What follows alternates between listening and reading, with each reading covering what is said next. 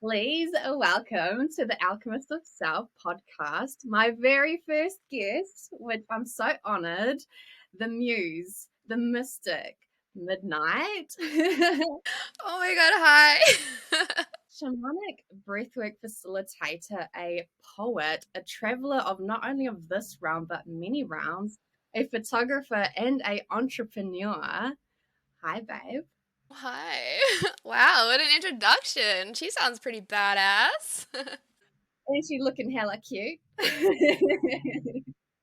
thanks. My little ears. I love it. Thank you for joining me, babe. I'm so excited to jump in and just get to know your world and your magic and your path of your soul purpose. So, I'd like to start off with the question of what does living in your soul purpose and embodying all of who you are mean to you? Whoa, we're getting right in there, aren't we? I love that. Amazing. Um, in simple terms, it means bringing the above down here to earth through power, love, and wisdom. That is my core values, my core truth, which came to me through shamanic breathwork and my galactic family. So, yeah, for me, it's just being in service and being a guide ultimately for people who are lost, who are struggling, and to help them reignite their inner fire, their inner life, to just fucking live and enjoy life, really. I love that. I love that so much.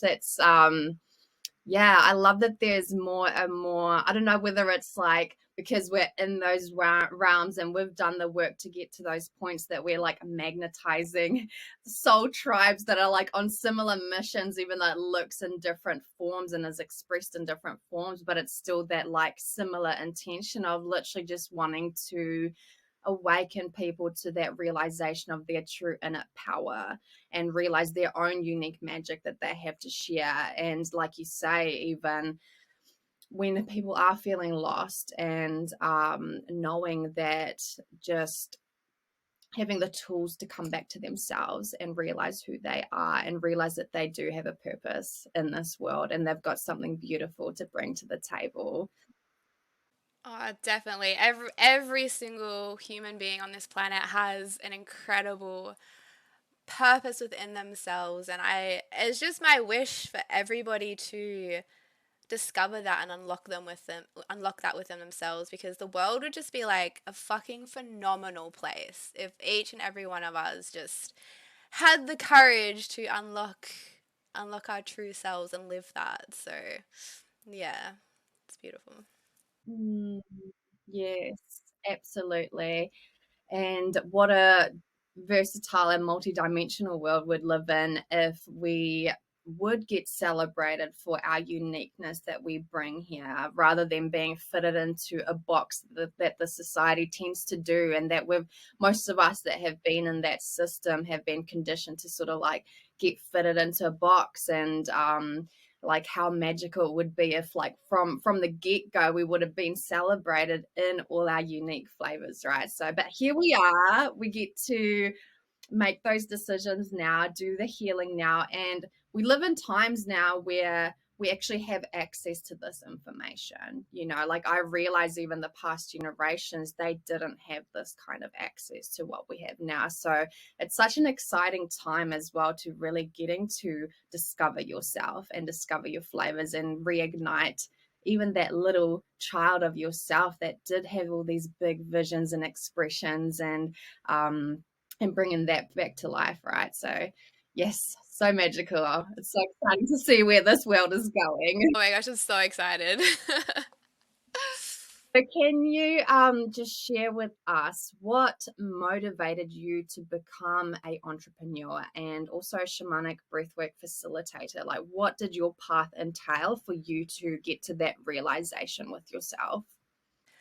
Well, it started, I guess, from an extremely young age with the whole entrepreneurial aspect of it. I just looked at the world and everybody was working and going to school and trying to achieve things. Like, my father was he was born at like the end of World War II, so he had very old conditioned ways of thinking, and he was like, you got to go to uni, you got to get this job, you got to do this, you got to do that. And I think one of the first stories I heard was Henry Ford. I think he dropped out of school in like grade 6 or something, and he went on to have like the life he did, and he created what he did. I was like, no, you don't need to. Like, something just didn't feel right to me, and there were people living these lives that didn't follow the norm or the mold. So I think from a very young age, I questioned everything. I was like, why do I have to do that? I don't have to do it that way. I can do it my own way. And I started doing things my own way. And so with that, I guess I felt a deep sense of aloneness in the world and within myself. I didn't belong anywhere. No one really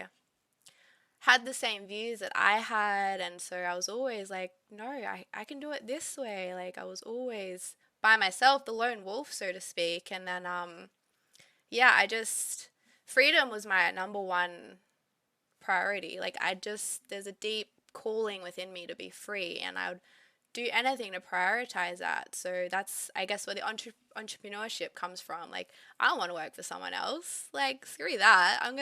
I'll work for myself. So I have the freedom to create the life I want to create. So that's how, I guess, the entrepreneurship is just my life, really. And with shamanic breathwork, whew, that is another story in itself. So I guess tying in with feeling lost and not belonging in the world, and not knowing my purpose, like that's something that I struggled with deeply. Was like, people around me are like, you gotta figure out your career, like your purpose, and I had no idea, and I was like, oh, what's wrong with me? I can't figure it out, and I just wanted to know. And this one time it was a rainbow serpent, a dove here in Australia, and I was just looking through this massive sheet of workshops that they had on, and none of them really took my fancy, and I just saw shamanic breath work, and I was like, oh, that's cool. Something was in me was like, that's cool, go. And I'd done breath work before, like pranayama, and I was like,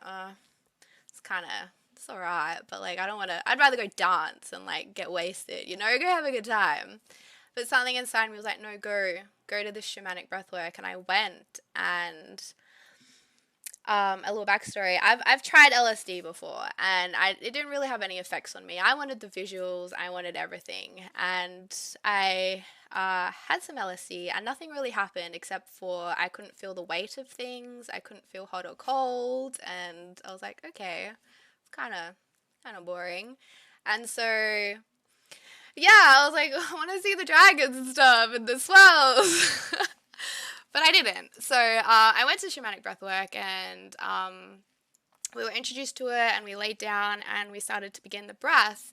And within, like, I breathed in and I breathed out, and I opened my eyes, and in front of me was an artwork, and it started swirling, and like I was tripping balls. And I was just like, what is happening? Like, I'm just doing this with my breath. How is this? I was just mind blown. I was like, I breathed in, I breathed out, and I'm tripping balls. My body was tingling. I was full of vibrations. And then Levi, who had then become my teacher, came by and said, close your eyes. And as soon as I closed my eyes, I shape shifted into a white wolf. And at the same time, I was also looking at a white wolf. And this went for like what felt to me 30 seconds, but I think it was probably like 35 minutes, the whole journey. And I was just communicating with this white wolf.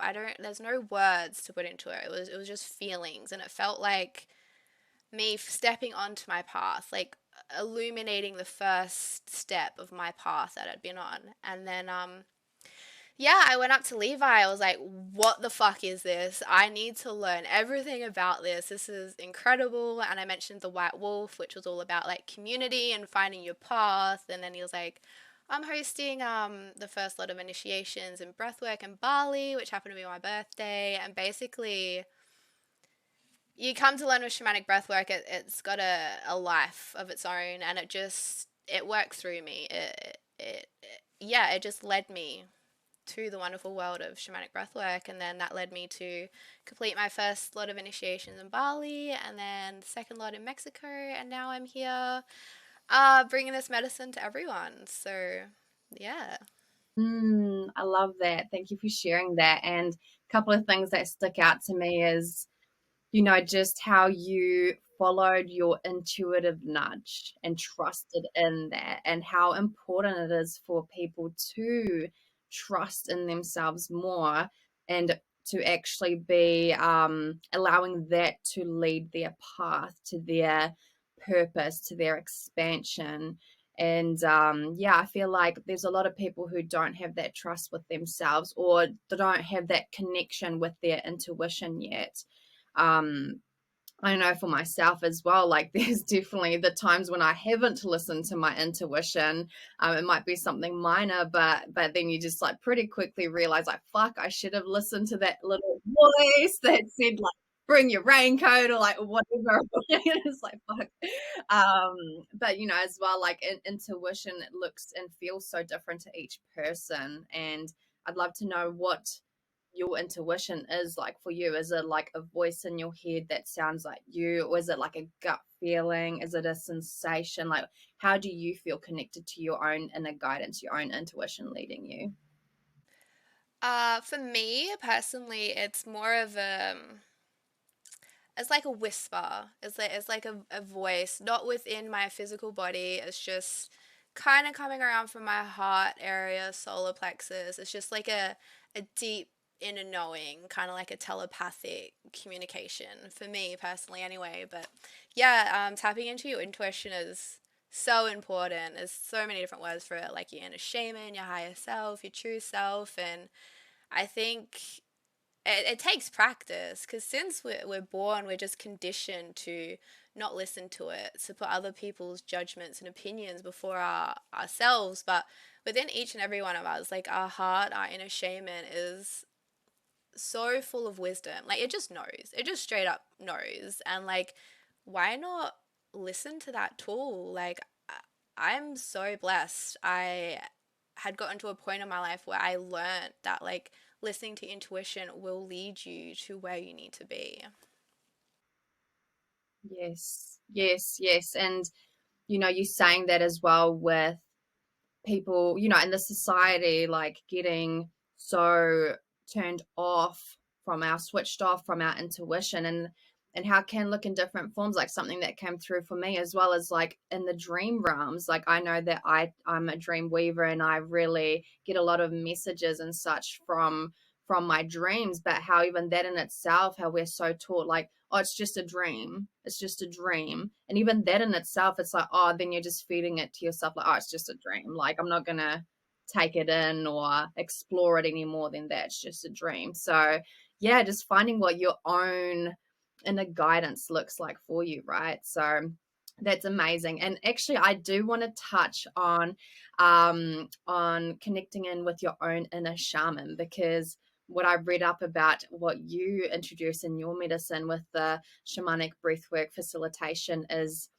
how we can cultivate being our own healers. So rather than looking outside of ourselves for that healing, we can take our power back, and that's something that you inspire individuals in these journeys you take them on with breathwork. So can you dive into and introduce a bit more about how people can reawaken their own inner shaman and their own inner healer with themselves? I think just ultimately the first step you want to take is simplifying it. Like we are so bombarded with distractions and so much information that we do get confused, and like we look up to other people like gurus, teachers, coaches, thinking that they will give us what we want. And for a lot of my life I was looking around, I'm like, someone show me my purpose, like someone just give it to me. But nobody can do that for you. Nobody can do that. And with shamanic breath work, like you do the work to do the work, like you have to go through it. And it's through breath work I realized that like only I have the capacity to heal myself, to awaken my own inner shaman. Like people can guide you, they can create safe containers, the cocoon, but ultimately end of the day, like only you can do it. You can lead a horse to water, but you can't make it drink. And why would you want to give that power over to somebody else? I I don't know why people do that. I mean, I do know why. It's it's easier to do, but at the end of the day, like it's so dope that we have that within ourselves, that we can heal ourselves. Like everything we have is within ourselves. Mm, yes. Yeah. And I love that you are connecting people in with that, with your magic, with what you're facilitating, and allowing them to reawaken to that realization that they have it all within themselves, and introducing them back into themselves, into their own, like you say, rather than looking externally for it, finding your own guru, finding your own healer, finding your own shaman, finding even your own muse and mystic within yourself, and recognizing that you are whole as you are. But it is beautiful to get introduced to these different remembrances, basically, through other people, through other channels. But yeah, I think that's so powerful, the work that you're doing in this world. It's gonna transform so many people's lives, and how beautiful. And I look forward to the day I get to join it. Oh my gosh, Sam, I cannot wait to take you on a journey. It's going to be so good. Amazing. And so, just taking it back a bit, because I'd like you to share a little bit about just something that comes up for you, with like a risk that you can recall that allowed you to step out of your comfort zone, and really that impacted your own growth and success on this path that you're currently on. You did say earlier that the entrepreneurial path has been really a big part of your life since you were younger, and that exploration of your own self and paving your own path. But when it came to realizing that you were here to lead people into their own discovery, into their own healing through breath work, what was that risk or that leap out of your comfort zone that created that container for you to grow your success through this? Oh, I don't actually know. I feel I've been thinking about this one a lot lately because I became extremely comfortable outside of my comfort zone. And so I was kind of living at the other end of everybody else. Everybody else is comfortable and comfortable, but like being comfortable is so uncomfortable for me that I think I've just always I don't know, I've always just yearned or hungered for growth, expansion, getting outside of my comfort zone. So I don't think there was anything necessarily that I can pinpoint that happened. Maybe traveling on my own. That was a massive play in my awakening and stepping onto my purpose. It really gave me all the tools and strength I needed to keep going, I guess. So I'd assume just listening to that inner call and being like, you know what, traveling solo is scary according to everybody else. But I guess the risk I took was actually backing myself. Yes. Yeah, it's definitely in those times, I find as well, in your solo path, that you really get to witness yourself. You get to witness your shadows, your strengths, your gifts, and also the uncomfortable parts of yourselves that kind of get almost muted, or get so silent when you're so interfered by other people's energy around you, even if the people you have around you are like, super abundant and supportive and good for you, but it's still there, like you're still getting interfered by whatever they've got going on too. So when you actually are with yourself, you get to really witness yourself fully, and witness how fucking badass you are as well, when you actually just do the shit that might slightly scare you or make you uncomfortable, and you do it anyway. Like, you fully get like the fucking brownie points from that by proving to yourself that you've got it, like it's all good. And really, you get to expand into your fullness in those moments. Definitely. I think for me personally, I've gone through a lot of shit in my life, a lot of suffering, and a lot of the times I would just resist it and resist it. And that's where a lot of pain comes from. Until I realized, like, every time I went through the shadows, went through the darkness, I came out lighter, or I collected a gift of mine and I just reclaimed soul parts of myself that now I'm like I'm looking forward to it. I'm looking forward to like the shadow, the harder work to do. I'm like, give it to me. The Alchemist, eh? Yeah, that's it.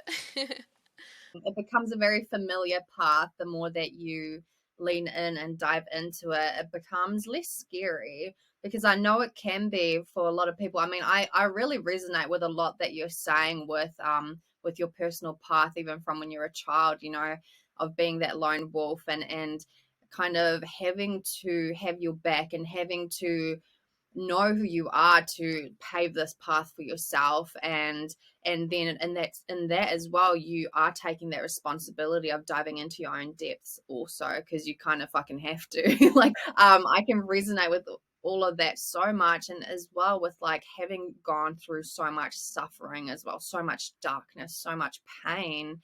And there's a lot of beauty that can come from that when you can actually think like, what can grow from this, or what is this initiation, what is it showing me, where's this pain coming from, um or if you've unconsciously even put yourself through painful situations, if you can be self-aware enough to go, what is this teaching me right now? Like, why am I undergoing this initiation? How did I get to this point? There's so much that can really blossom from that perspective when you start seeing your shadows as a seed that gets to grow when you allow yourself to go there.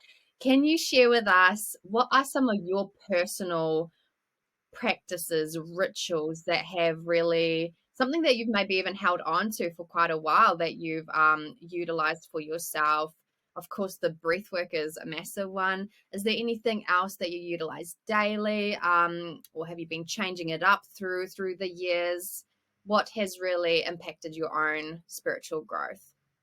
For me, it would just be writing, just straight up conscious dump, morning pages, as some people might know it of, just a constant flow of writing and just making time for yourself and being alone and get to know you and connect with nature as well, to go inwards, and also that allows me to connect outwards. So I think that would be like the number one thing that I go to all the time.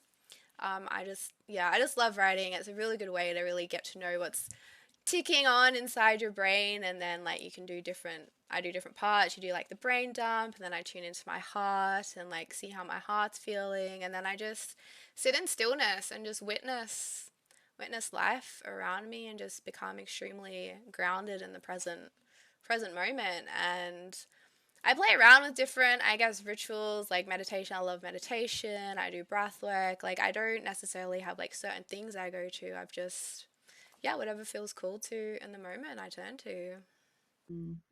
I love that with the writing, especially as well. I love seeing your poetry or your expressions through your writing. It's so beautiful and so resonant.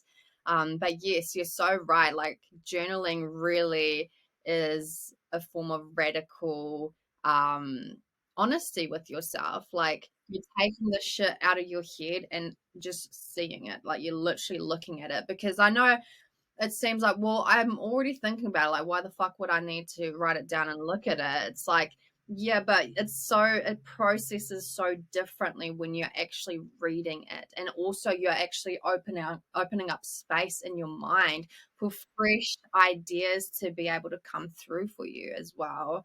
You're quite like actually taking that energy from your brain and putting it out into the physical. Like, you're bringing it out. And I notice a lot of the times, like, often we get so caught up in our heads, we think we know what we're thinking until you write down like 3 pages of what you're thinking. And then, like, if you do read back over it, you're like, huh, I didn't realize that's what I was thinking. Yeah, I love it as well, you know, with shadow work as well, you know, just like said, like using different prompts to really go deeper. It's in the unconscious and it's in the subconscious, and it's operating your behavior, your personality, how you show up for yourself, what you're creating around you, the experiences you're allowing yourself to even go like to experience for yourself. And so it really is such a amazing way to dive deeper within yourself, but also like you were saying, just allowing yourself to just write. And I feel as well, linking back to connecting with your intuition, it's such a great way to also strengthen your connection with your inner guidance. Definitely. It's also a good way to get to know yourself. It's a very intimate practice, and I find a lot of the times we don't know who the fuck we are. Like, we don't, people hate spending time alone. Like, we always need to be distracting ourselves or spending our time with other people, but allowing your time to just write and be with yourself can be so insightful. Yeah, absolutely. Absolutely. Now, I know that you are really into mysticism. How do you see playing, with mysticism playing into our day-to-day life, into our consciousness, into our existence? How has it played a part in your life, and how do you see it on a grander scale if people would just allow themselves, who might not be into the woo woo or the taboo as such, but like allowing themselves to actually explore mysticism and spirituality, how that could actually deepen their consciousness and ultimately a better life for themselves? What's your perspective? I personally find mysticism great. I just have this thirst for knowledge. I'm always curious. I always need to learn things, no matter what it is. And I think you don't need to be mystical or spiritual to listen to your intuition or to live a great life. Like, you don't need that. I just find it fun. It's just another game to play that I find fucking fun because there's some crazy shit out there. Like, it's just incredible, and it just, a lot of the teachings help you to open up or to understand or to be introduced to new ways of thinking and to deepen, I guess, your awareness of the truth, whatever that may be to you. So I think it's just ultimately a fun game to play, and I think it is exciting seeing more and more people open up to that realm. But I don't think it's necessary at all, but it is definitely a fun game to play. Good rabbit hole to jump down. For sure. And yeah, I do see it starting to mix in with mainstream a lot more now. And because I see as well, like spirituality being such a massive umbrella as well. I mean, it's like the meditation is considered in that too. And I mean, there's just so many layers to it. And it's nice to see it actually becoming more and more weaved into the mainstream, where people are able to tap into these modalities to, like you say, connect deeper with themselves, to heal themselves as well, and to even rebalance themselves and recenter. But really being able to just hear their own truth without that, yeah, like interference of like constantly being distracted by keeping themselves busy with people or on social media or other forms of media, just that constant like intake of other people's perception, and actually tuning into your own truth, whatever form that. Yeah. I've also noticed, like, you can even get distracted with spirituality. Like, there was something that didn't sit right with me with spirituality. It was always like, ascend this higher plane, like, ascend this physical realm. I'm like, no, I'm here to enjoy life. And yeah, it's great that we are now open to all these different tools and modalities, but I also can witness people becoming so attached to healing, so attached to doing better, so attached to ascending or whatever. But I feel it's good to implement that into your life if it's helping you to live, to become more present and to live life. Because I think that's the most spiritual thing you can do, is to really feel and celebrate life deeply. I mean, like, we're here in this physical existence. It's great. It's freaking great that I can taste things and touch things and see things. And I think yeah, I think that's the most spiritual thing you can do is to really savor and celebrate that. Yeah, tuning into that embodiment of it all, like becoming present with, yeah, the physical world, because yeah, like you say, we are physical beings. We're here for a reason in this physical form to experience all the senses, and that's why we've got all the senses too, the taste, the touch, pleasure, all the things, smell, because we are here to actually enjoy all of that too. So definitely it's I feel like we've been such a long time in that like gather of the knowledge and expanding the mind and like yeah, like ascending into these different knowings. But now it's like we need to come back and integrate all of that as well. Like it's not we can't just be all in that knowledge anymore. We need to actually come back to ourselves, and not only need, but it's like that's what we're here to do, is to enjoy this body. Exactly. Yeah, to bring the heavens down onto earth. That's what we're all here to do.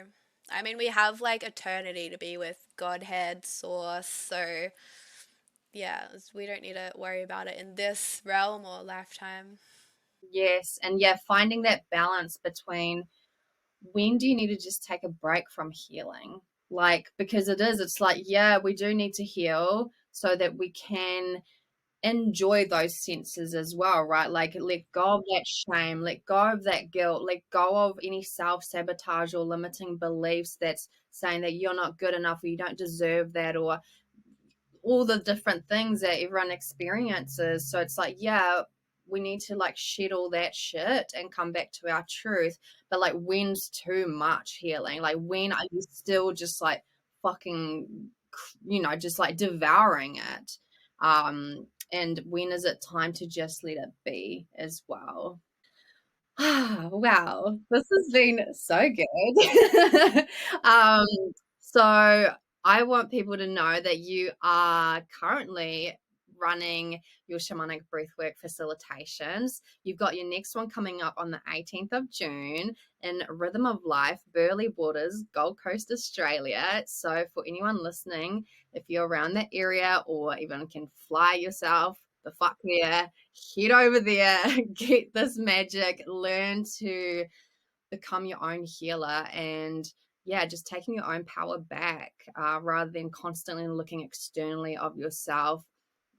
Start to remember who you are again and reigniting that within yourself. So definitely join in. Midnight is a fucking powerful mystic, and she will guide you on this incredible journey.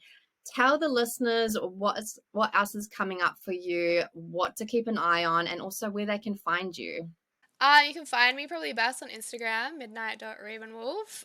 What's coming up? I got no fucking idea because the best plans are the unplanned ones, and I really love to live my life in the moment because that's when all possibilities can happen. But I'm definitely hosting bi-weekly shamanic breathwork ceremonies, and anybody who feels the call to come breathe or to experience it or to dive deeper or to awaken the inner shaman, I highly recommend you come and journey with me. Even if you are a little bit scared, it is a courageous uh, work to answer the call. It's not easy, it's fun, and it's worth it. And it's a really courageous thing to come and do. So yeah, come experience it for yourself if you're in the area. Thank you, darling. It's been a fucking honor to have you on as my first guest speaker. Oh, you fucking killed it! I'm so proud of you, sister.